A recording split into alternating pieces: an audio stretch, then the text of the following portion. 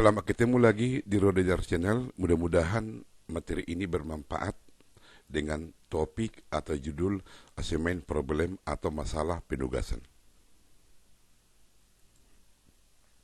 Masalah penugasan atau assignment problem, bagaimana mengoptimalkan sumber daya dengan tugas yang diembannya, apakah efisien atau tidak, dan diselesaikan dengan metode Hungarian. Asumsi yang digunakan dalam metode Hungarian ini, pertama, jumlah sumber yang ditugaskan harus sama dengan jumlah tugas yang akan diselesaikan. Artinya, jika pekerjaan itu ada 4, maka yang mengerjakan itu tenaga kerja ada 4 orang. Asumsi yang kedua, setiap sumber harus ditugaskan hanya untuk satu tugas.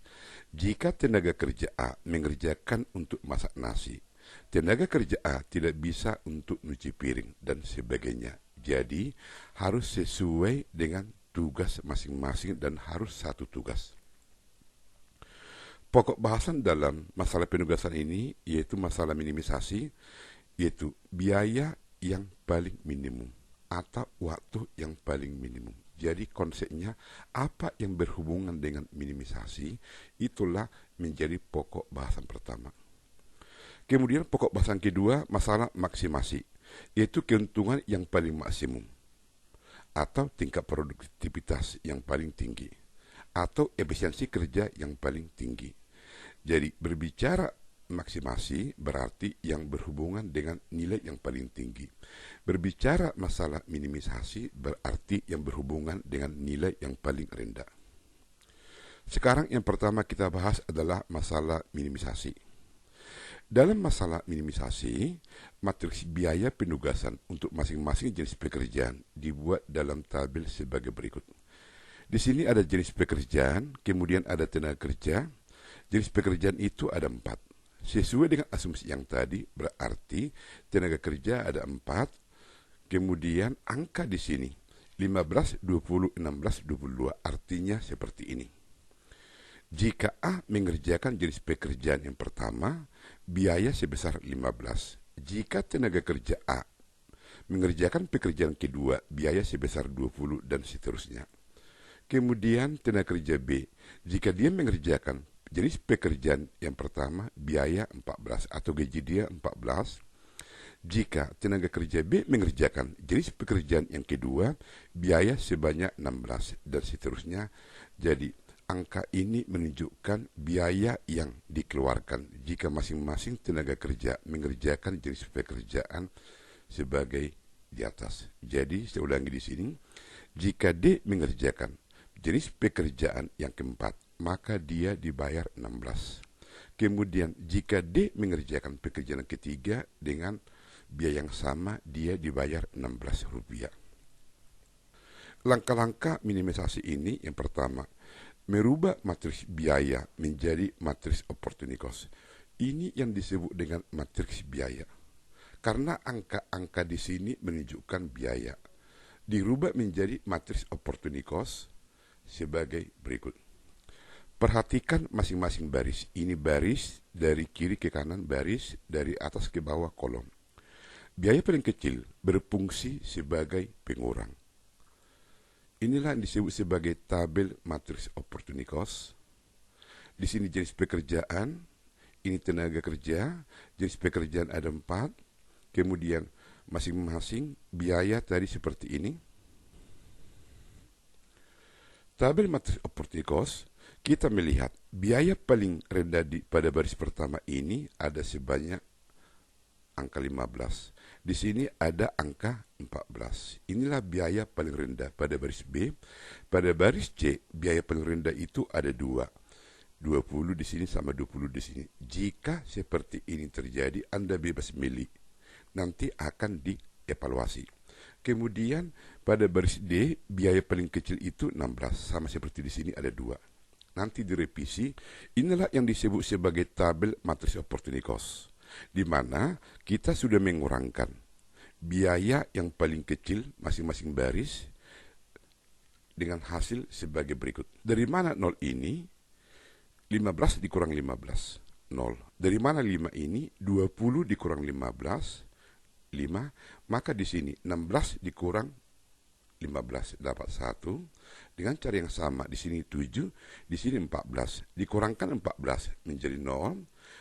Di sini menjadi 2. 16 dikurang 14, kemudian 19 dikurang 14, 5. 17 dikurang 14, 3. Maka didapat tabel oportunikos seperti ini. Inilah yang disebut sebagai tabel matriks opportunity cost. Perhatikan, apakah masih ada kolom yang belum memiliki angka 0? Tidak, semua sudah memiliki angka 0. Jika masih ada kolom yang belum memiliki angka 0, pilih biaya paling kecil pada kolom tersebut. Pada kolom ini kita pilih biaya paling kecil sebagai pengurang agar dapat nilai 0. Untuk kasus ini, nanti kita buat contoh. Jika masih ada angka 0 di sini, maka direvisi. Kebetulan ini tidak ada lagi angka 0, maka tidak perlu direvisi. Hasil dari lanjutan dari tabel matriks opportunity cost ini disebut dengan revisi matriks opportunity cost, dengan catatan masih ada kolom yang memiliki nilai angka 0. Tetapi dalam kasus ini semua kolom sudah memiliki angka 0, maka tetap namanya revisi matriks opportunity cost.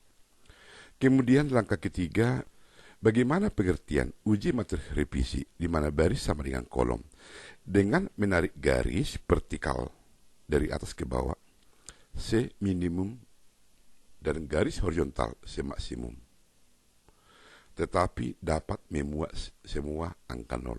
Logikanya, jika kita tarik garis dari atas ke bawah, ada garis itu paling minimum melewati angka 0. Kemudian jika ke kanan, garis itu melewati angka 0 yang paling banyak. Untuk lebih jelas seperti ini. Di sini jenis pekerjaan pertama, kedua, ketiga, keempat. Ini tadi revisi matriks. Nah, kita perhatikan. Kita tarik garis dari atas ke bawah. Nah, di sini garis tersebut melewati 2 angka 0 sehingga tidak memenuhi. Logikanya tidak memenuhi. Tadi dikatakan seminim mungkin. Nah, padahal di sini sudah 2, berarti harusnya 1. Itu pengertian seminimum, harus 1. Kemudian kolom kedua ini dia memenuhi karena hanya 1 dilewati angka 0. Kolom ketiga melewati 1 angka 0, maka garis pada kolom ketiga ini memenuhi. Garis pada kolom keempat ini melewati 2 angka 0, tidak memenuhi. Kembali saya ulangi di sini, penarikan garis vertikal dari atas ke bawah, dalam hal ini kolom, diambil seminim mungkin angka 0. Jadi garis yang keempat ini melewati 2 angka 0, 1, 2, tidak memenuhi. Kemudian kita perhatikan untuk baris tadi dari kolom, baris A ini. Baris A ini melewati 1 angka 0. Garis tersebut melewati 1 angka 0 tidak memenuhi. Mengapa tidak memenuhi? Karena tadi dikatakan garis horizontal semaksimum mungkin. Kemudian baris B ini melewati 1 angka 0, juga tidak memenuhi. Hati-hati, tolong fokus di sini. Garis C ini melewati 2 angka 0. Secara definisi, maka garis C ini memenuhi karena maksimum. Tetapi, perhatikan di sini, tadi waktu dari kolom ini melewati 1 angka 0 memenuhi. Berarti C ini sudah dipekerjakan di pekerjaan kedua. Jadi tidak mungkin tenaga kerja C ini di 2 pekerjaan, di jenis pekerjaan kedua dan keempat. Maka dengan demikian garis C ini kendati pun di sini dia melewati 2 angka 0, 1, 2, tetapi dalam perhitungan dia hanya melewati 1 angka 0 karena nol ini tidak diperhitungkan karena tadi sudah digunakan bahwa C itu bekerja pada jenis pekerjaan yang kedua. Jadi hati-hati seperti ini. Kemudian garis ini melewati dua angka nol. Garis horizontal semaksimum mungkin, berarti yang paling maksimum ini 2, maka garis D ini melewati dua angka nol memenuhi. Jadi perhatikan semua, ada 3 yang memenuhi garis di sini, yang warna merah. Jadi ada 3 garis yang memenuhi syarat. Yang pertama yang kuning ini, kemudian yang kedua yang ini, kemudian yang ketiga yang ini. Dengan kata lain, semua yang warna merah ini. Dikatakan optimum pada waktu jumlah garis yang memenuhi ini sama dengan jumlah kolom. Jumlah kolom di sini 4. Sementara garis yang memenuhi baru 3, berarti belum optimum. Maka matriks ini perlu direvisi dengan cara bagaimana? Dengan cara sebagai berikut. Jadi di sini, berapa jumlah kolom pada tabel tersebut? Ada 4, belum optimal karena jumlah garis yang memenuhi ada 3.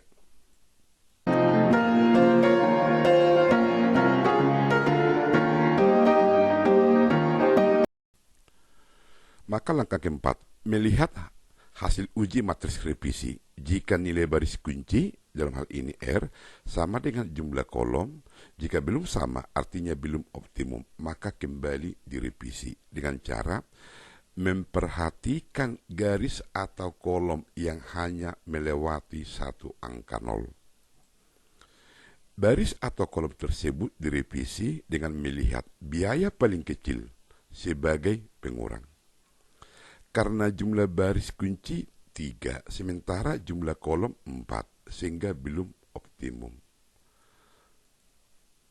Maka tabel hasil uji matriks revisi adalah sebagai berikut. Jenis pekerjaan pertama, kedua, ketiga, keempat, tenaga kerja A, B, C, D. Kemudian yang di sini hanya satu melewati angka nol ini, garis ini juga hanya satu melewati, maka ini perlu direvisi sehingga direvisi ini garis tersebut melewati satu angka nol ini. Maka perlu direvisi, ini juga melewati satu angka nol, perlu direvisi. Maka dengan demikian, tabel baru hasil matriks revisi adalah sebagai berikut. Dalam baris ini dikurangkan terhadap angka yang paling kecil, kecuali 0. Angka paling kecil di sini 1. Maka dikurangkan ini 1 kecuali angka 0, maka ini menjadi 0. 5 dikurang 1 4, 7 dikurang 1 6. Baris B ini dikurangkan itu angka 1. Mengapa angka 1? Mengapa bukan angka 2? Nah, untuk hasil matriks revisi seperti ini ada 2 baris yang tidak memenuhi. Di antara kedua baris yang tidak memenuhi ini, perhatikan angka yang paling kecil di antara baris A dan baris B, kecuali 0, yaitu angka 1. Maka semua baris A, semua baris B, kecuali angka 0 dikurangkan 1. Maka 2 dikurang 1 menjadi 1, 5 kurang 1, 4, 3 dikurang 1, 2. Inilah tabel baru hasil matriks revisi. Maka sekarang sudah tambah 1 baris yang memenuhi, karena garis warna kuning ini melewati maksimum angka 0, di sini 2, 1, 2. Maka yang tadinya hanya 3 warna kuning sekarang sudah 4. Karena jumlah garis yang memenuhi sekarang sudah 4 dan jumlah kolom sudah sama, berarti sudah optimum. Penempatan tenaga kerja sesuai dengan tabel akhir. Perhatikan baris yang hanya memiliki satu angka 0. Yang hanya memiliki satu angka 0 di sini yaitu untuk baris A ada 2, untuk baris B 1. Nah, maka dapat dipastikan di sini tenaga kerja B ditempatkan pada jenis pekerjaan yang pertama.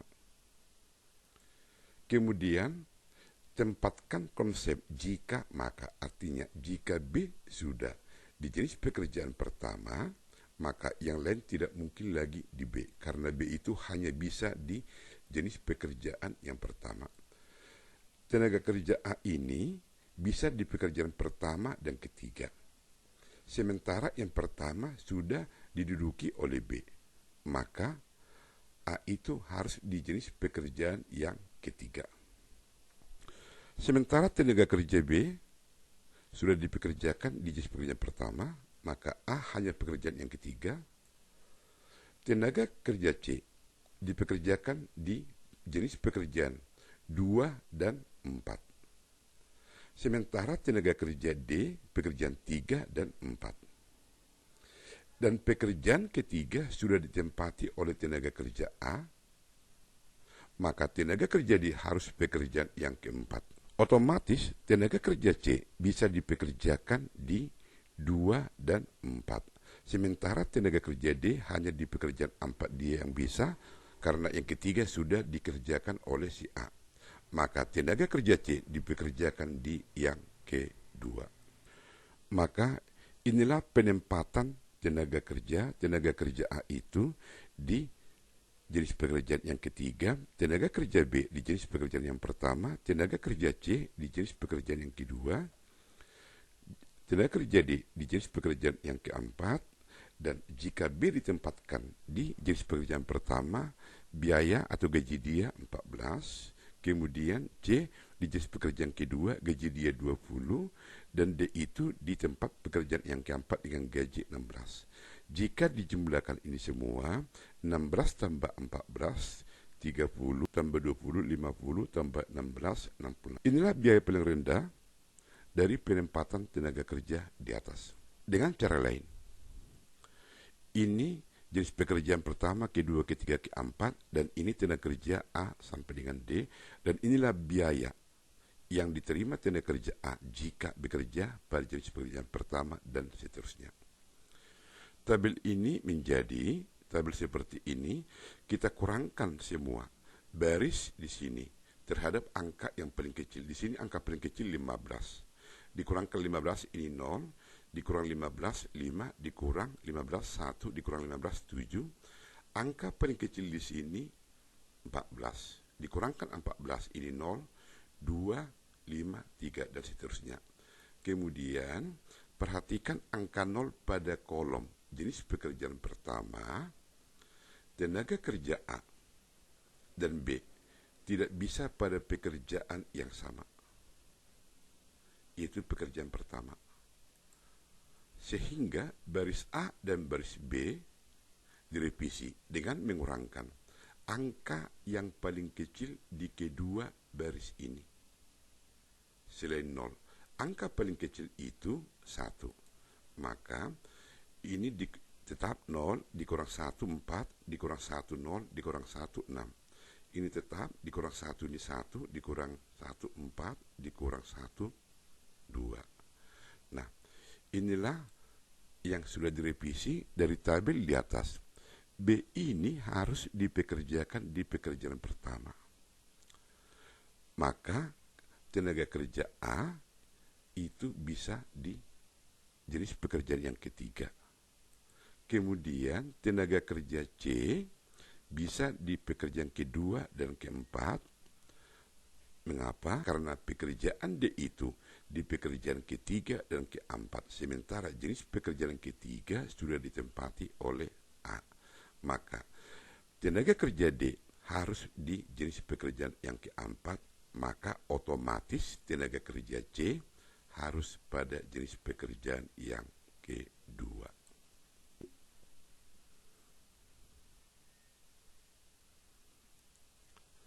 Maka inilah penempatan tenaga kerja A pada jenis pekerjaan yang ketiga, tenaga kerja B pada jenis pekerjaan yang pertama, tenaga kerja C pada jenis pekerjaan yang kedua, tenaga kerja D pada jenis pekerjaan yang keempat. Contoh kedua, jenis pekerjaan ini, kemudian ini masalah biaya atau gaji yang diterima karyawan dari keempat tenaga kerja tersebut. Kita perhatikan di sini seperti yang tadi, kita perhatikan di sini nilai baris, artinya yang paling kecil. Pada baris A ini 2, di sini yang paling kecil 1, di sini paling kecil 3, kemudian di sini paling kecil 4. Nah, maka ini menjadi dikurangkan baris A ini terhadap 2, maka 2 dikurang 2, 0, 6 dikurang 2, 4, 2 dikurang 2, 0, 3 dikurang 2, 1. Kemudian di sini paling kecil itu 1, ini baris. 4 dikurang 1, 3, 2 dikurang 1, 1, 3 dikurang 1, 2, 1 dikurang 1, 0, dan seterusnya. Nah, sama seperti yang tadi, perhatikan. Apakah masih ada kolom yang belum memiliki angka 0? Ada. Itu pada kolom kedua ini. Maka kita cari nilai kolom. Nilai kolom di sini angka paling kecil 0. Di sini yang paling kecil 1. Di sini paling kecil 0, di sini paling kecil 0 ini. Maka di sini masih ada kolom yang belum memiliki angka 0. Sehingga ini menjadi 0301. Kita kurangkan angka yang paling kecil pada kolom ini, itu 1. Berarti semua kolom ini dikurangkan 1, sehingga ini menjadi 3, ini menjadi 0, ini menjadi 4, ini menjadi 0. Maka dari tabel ini kita bisa melihat bahwa A itu ditempatkan pada JP, jenis pekerjaan yang pertama. Jika A jenis pekerjaan pertama, berarti baik C, baik B, baik D tidak bisa lagi mengerjakan pekerjaan pertama. Maka tenaga kerja B itu untuk jenis pekerjaan yang kedua. Kemudian C untuk jenis pekerjaan yang keempat. Mengapa bukan yang ketiga? Karena yang ketiga itu harus untuk D. Karena yang D itu tidak bisa untuk yang jenis pekerjaan yang keempat. Jadi D itu untuk jenis pekerjaan yang ketiga, maka C ini harus untuk yang keempat. Sehingga biaya yang dikeluarkan di sini sesuai dengan tabel tadi di atas. A itu untuk jenis pekerjaan pertama itu sebesar 2, kemudian B itu untuk jenis pekerjaan kedua dengan biaya 2, kemudian C itu untuk jenis pekerjaan yang keempat dengan biaya 3, dan D itu untuk jenis pekerjaan yang ketiga dengan biaya 4. Maka total ini semua 11. Inilah biaya yang paling rendah.